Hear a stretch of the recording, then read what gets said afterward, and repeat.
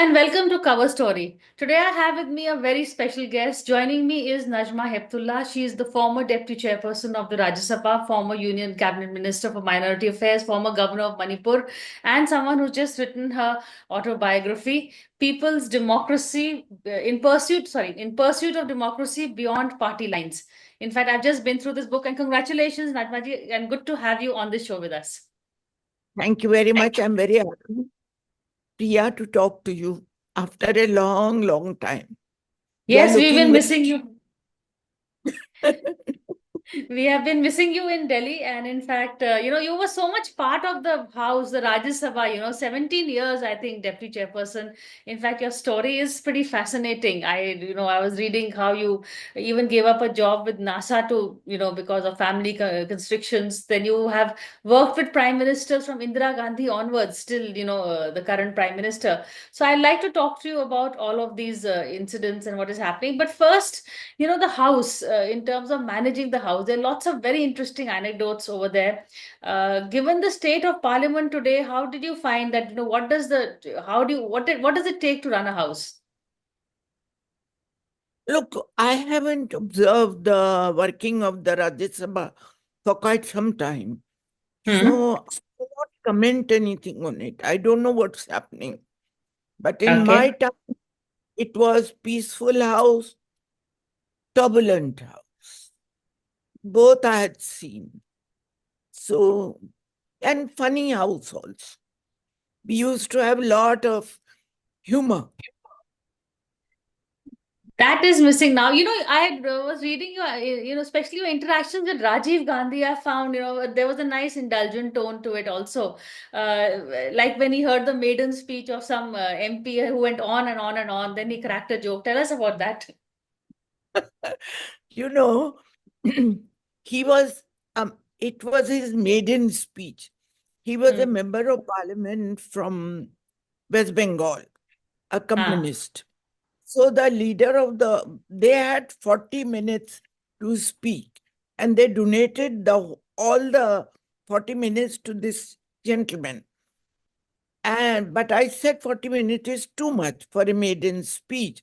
So we right. made an agreement that if I don't disturb, then he will speak for 20 minutes. If somebody disturbs or I ring the bell, then they will speak 40 minutes. Now, this agreement between me and the leader of the Communist Party was between both of us. Rajiv Gandhi had no um, inkling Idea. about it. And then it was at midnight when the discussion was taking place. So he kept on speaking, and Rajiv Gandhi was from his seat on my right, was telling me to ring the bell. When he would say ring the bell, I will say it is his maiden speech. And we generally had a rule not to disturb during the maidens. So it went on. And then Rajiv Gandhi sent me a note. Why should we suffer? Somebody losing, actually losing his maidenhood. So that was the funny part of it. So like this, there used to be many, many anecdotes. And once there was again a very old member Hmm. who had very thick glasses, almost concave. So at that time, I think Indira Gandhi had donated her eyes after her passing away to be given to somebody who needed it. So he was objecting to it. He said that if she gives, why can't we give? Hmm. So it went on, and I knew if he speaks more, there's definitely going to be a ruckus in the house. So I told him, Honorable Member, when you donate your eyes, kindly include your spectacles also, because the one will not have to buy it. And then the house started laughing, and the matter was settled down. So there have been many such incidents. Like when Rajiv Gandhi used the word limpets for the opposition, and you had to actually sit and explain to the people what the word means. It's not an Yeah, insult. they didn't know what is limpet. Now, I being a zoologist, I knew what a limpet is because it's a Hmm. mollusk which sticks to the stones underwater. So he said he wanted to say that you are sticking to your post like a limpet. And Hmm. it's a common phrase in English. They don't stick like a limpet. So he said, "Okay, you are a limpet." So they got very angry. Then I had to explain to them what is a limpet. I said, limpet is a mollusk. It is no abuse. It is just said that you are sticking to your place and not moving. So Hmm. then the matter settled Okay, down. and also as the Rajya Sabha chairperson, deputy chairperson, you also, for instance, included the participation of Rajya Sabha members into standing committees. That is something, firstly, earlier on, Rajya Sabha was seen as a nomination house on the Westminster model of House of Lords, but you made ensured in your own way that they play a more, creative participatory role. Yes, it was a big battle between Rajya Sabha and Lok Sabha. You Hmm. know, Shivraj Patil, as a good speaker, he wanted the members of parliament to know more about the legislation which was going to be passed. Because in the House, there was not enough discussion and they could not go into each and every clause of the legislation. It happened after many bills were passed and then there were problems afterwards. So he said that we will have standing committees, but only Lok Sabha. I said, no, why not Rajya Sabha? Because Rajya Sabha also discusses. So he said, you don't discuss the budget. I said, to pass the budget and to run the government with that, this is the responsibility of the Lok Sabha, not Rajya Sabha. But still, we discuss the budget and give our opinion, whether it is accepted or not. And many a time it was also our suggestion that accepted. So I kept on arguing and I told the vice president, the chairman of the house, that no, if they don't have the committees, then we'll do like the American Senate because they have the House committees and they have the Senate committees. So I said, we will have our own committees for Hmm. every, and our committees will be permanent committees. There will have Because, to be 5 years. So then correct. Raji uh, said, okay. I said, Hmm. same formula, two-third, one-third, you can have it. Okay. So it was done. That's how it happened. But a Yeah. little bit, on a more this political note, you've been with the Congress. You began with the Congress, but then in 2004 you joined the BJP under Atal Bihari Vajpayee. Uh, you've written about why you were, what led to this move. But if you can, tell us a bit about that. You know, it is sad. During Rajiv Gandhi's time and Indira Gandhi's time, they were we had an access to the leaders anytime. Indira Gandhi's always had an open house. Not even the members of parliament, but people, ordinary people, public, used to come in the morning and give their representation and everything to her, and she will give a patient hearing. Similarly, it was with that continued with the Rajivji. But with Sonia Gandhi, there were too many layers. Um, it was difficult to communicate with her, to tell her the ground reality, what was happening. Maulana Azad has written uh,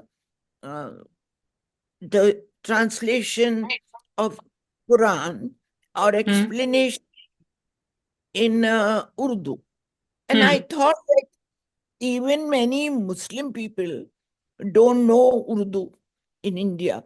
they learn Hindi in at home in the school. And I wanted the message of Quran to go to everybody, that it says that you live your way, we live our way, and let's be peace. Lakum dinakum yadin. Your religion is your faith is with you, my faith is with me. So I got it translated into uh, Hindi, transcribed into Hindi. And I asked Atalji to release it. So Atalji, then Rajdeep was over there in that meeting. So Rajdeep just asked Atalji when Najma ji is joining BJP. So Atalji said, jokingly or whatever, seriously, that she's welcome anytime she wants. She has to make up her mind. And that's all it is. That happened. I joined BJP when Atalji lost the government. I didn't join the 2004. BJP that when they were in power for any power or authority. Because when you lose the confidence of your leader, you cannot function. And every time Sonia ji, I don't know why, she used to tell me I will join Sharad Pawar. And I told her that when Indira Gandhi was out of power, I never joined anybody. I was with the party, though I was not an MP. But it's still, I used to come, arrange meetings with the Shahi Imam and the Muslim leaders from all over the country, because that was the problem. Muslims started against that, what was happening at Jama Masjid The during emergency. So then it went on, and he used to keep on telling. I said, Madam, you know that I never left Congress ever, because after all, the Congress is my grandfather Yes. presided over it. When India got freedom, in the Quit India movement was moved under his leadership. So I said, why should I leave Congress? You know, when when Indira was out of power, I was with the. When Rajiv ji was out of power, I didn't leave. I continued to be whatever it was. Why should I leave? But then she kept on this thing. So But what then was the break I of trust? Because I remember when Sonia Gandhi, when she first came and she wanted to meet the media, you hosted that tea party at her house. First time I met her was was at your over there. house. Yeah. Yes, I I, remember that. So I from hosted, there to this lack of trust, क्या हुआ? I don't know kya hua. That was the thing. And even when I went to Berlin for my IPU election as a president, before filing the nomination, I took her permission. I told her, and I said, if you want to send somebody, I'll be very happy. But Hmm. whatever delegation came with me from the political parties, a mixed delegation. In Hmm. Berlin, I got elected unanimously. And in hundreds of years history of IPU settling down, in 1889, it was established, I think the year 18 something, 89. And I was the first woman to be Correct. elected, Hmm. and that too from a minority party, minority religion. I mean, I was a Muslim, and the whole thing, majority over there is Christians and others. I'm Right. not Hmm. talking the part of it, but I'm Hmm. just saying that they endorsed me and I got elected unanimously. Even Pakistan Speaker Mia Sumrit Right. Hmm. came in vote. So I came back. I mean, I there was a member of parliament from Karnataka. She told me to speak to someone. So I spoke to the Vice President, Shikawaji. He was very happy. I telephoned Atalji, who was the Prime Minister. He came immediately online and he said, you come and then we will celebrate. Aap aa jao, we will celebrate. And I rang her up, or that friend of mine, MP, rang her up. I had to wait for 1 hour because they said, Madam is busy, Madam is busy. I mean, yeah, what is this?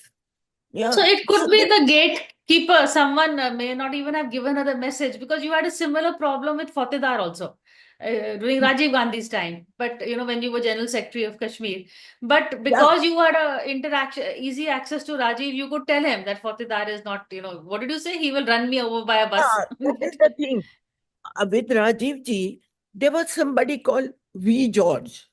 Yes. And George was very nice, very amicable person. You could just tell to him if Fatehdar harassed. During Indira Gandhi's time, there was Dhawan, and R.K. Dhawan knew the importance of which leader is good for the party or important for the party. So I had never any problem with Dhawan or with George, George. but but then they were isolated. Some small um, clerks came and they had no political understanding nor political acumen to see who should meet the leader. Otherwise, if she was busy, they could Hmm. tell her that this Right. Kesri is waiting, the deputy chairman is waiting, and then things would have been not so cut off. That was the thing. That was the thing. Okay, I think access is a very important part of political life. We're going to be talking a bit more about your book and some anecdotes of your meeting with Indira Gandhi, with Sharad Pawar, but after a very, very quick break. So stay with us.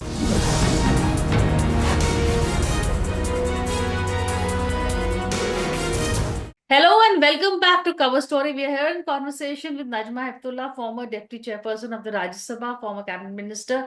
She's come out with her autobiography, which we are going to be, which we are in conversation with her on that. Let's talk about Indira Gandhi. You were there with her from, her days when she took on the syndicate, when she was lost as an MP. What were the interactions like? You seem to have a little, you used to drop in just for a cup of tea also. There was some kind of informality about your equation with her.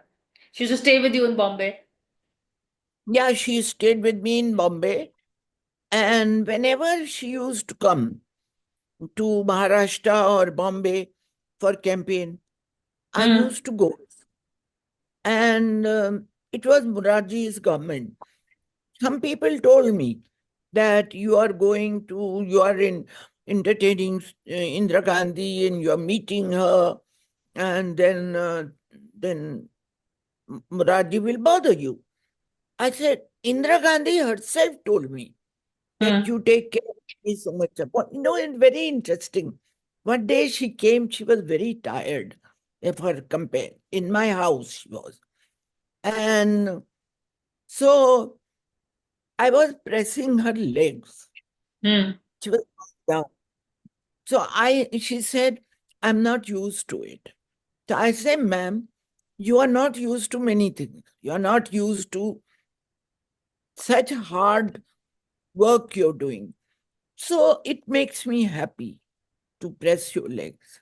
You're like, you know, I I was very fond of her. And then he told me, but Murarji decides government is going to bother you.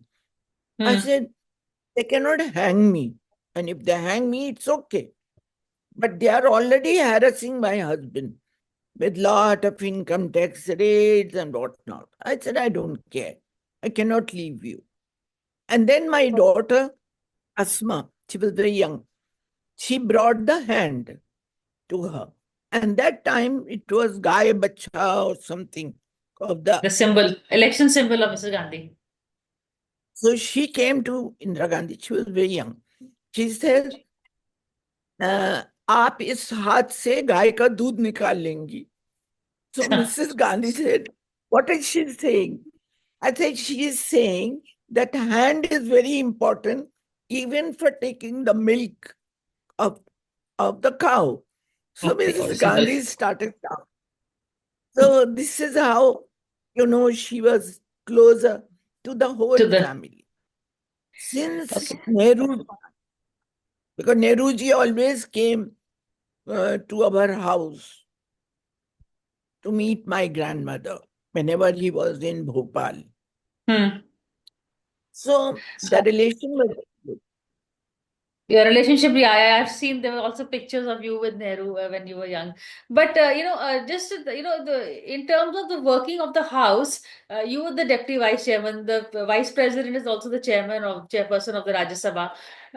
There was not an office for you. You were saying how you had a problem. You used to sit in this ante room. Perhaps there was no even a washroom for women was very far. How was you? How was that? How was that working in terms of logistics? There was a room. You remember? You used to come to that room I know. later on. So for 1 month, there was no vice president. So I was acting Hmm. chair of the house.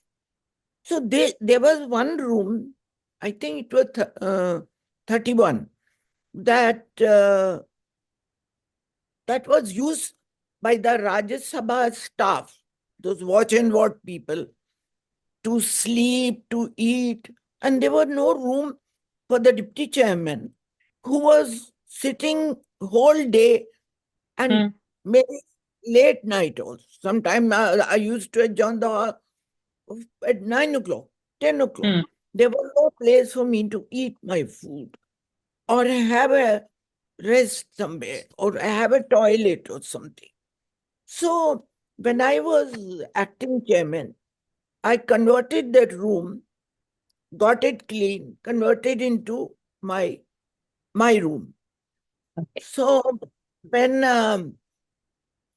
Narayanan got elected as a chairman, he told me, he called me Hmm. and he said, why did you take that room?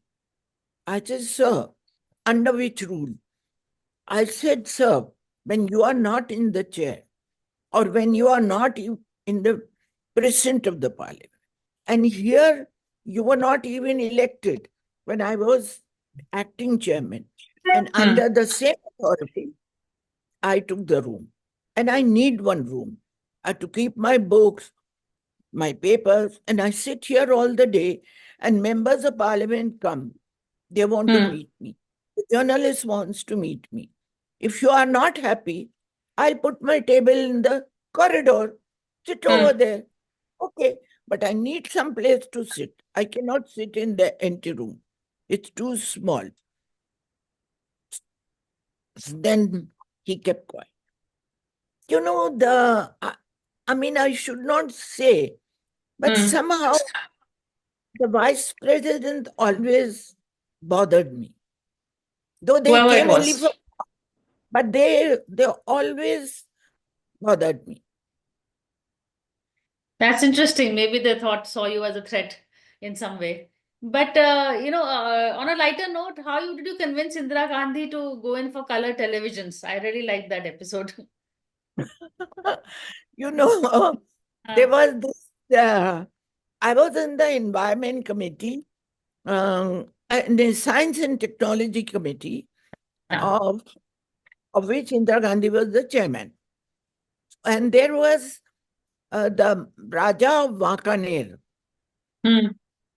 also a member of the committee, and I was very friendly with him.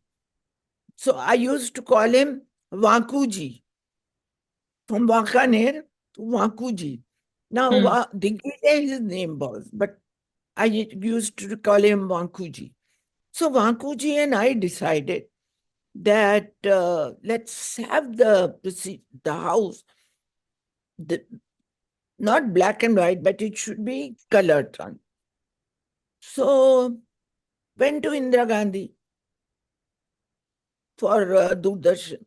Indira Gandhi used to say that it is unnecessary expenditure to have a color TV.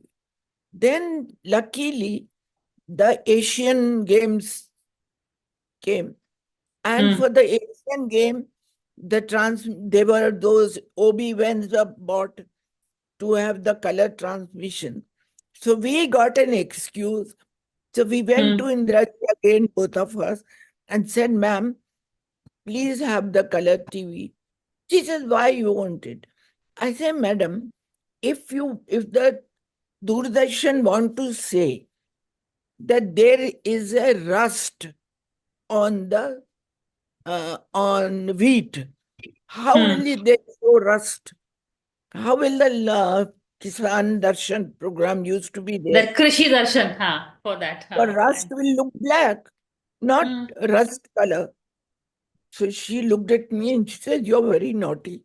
So, hey, ma'am, these OB-GYNs are there for the Asian Games. They are just lying there. We can use them. And that's how Doordarshan became colored. And last of all, you had the incident with KK Tiwari. He used improper word in the floor of the house, and they asked you to censure him, but you thought that he's a senior member, so you asked the entire house, I think, to pass a censure motion or something like that. आप बताइए. You know, KK was a very good friend of. Ji. He was a nice person, but little big mouth. So the members of parliament were making lot of noise, and Shankar Dayal Sharma could not handle. He got frustrated and he started sleeping in the chair. I was sitting in my room comfortably. Then somebody, one of the watch and ward chap came, "Vice President is crying." I said, "What?" He said, I said, "Why?" He said, "The house is harassing him." So I went there. I mean, all this shouting brigade kind of thing. So I went there and I took over the chair. Yeah. And then that was over. Then KK Tiwari said that Shankar Dayal Sharma is a buffoon. My God. So I was the chairman of the privilege committee. Now, I think it was Yashwant Sinha and all those Janata Dal people. They said he should be reprimanded and it should be discussed in the privilege committee. Now, I was little nonplussed because I was chairman of the privilege committee. I'll have to preside over the committee and then have to pass a resolution. Naturally, he'll have to apologize. But I thought, मेरा उससे झगड़ा हो जाएगा unnecessarily. What to do? So I came to the house and I said from the chair that I am the chairman of the privilege committee. Then they asked me what decision I had taken. I said, I'm the chairman of the privilege committee. And I find myself competent to look after the privilege of the members of parliament. But here is the question of the chairman of the house privilege. I don't think I'm competent enough to take care of the privilege of the chairman and the vice president of the country. Thank you so much for this conversation because it gives us a very valuable ringside view into what is, our past and times that were, and it's almost part of history. But thank you so much for this conversation. Thank you and take care of yourself.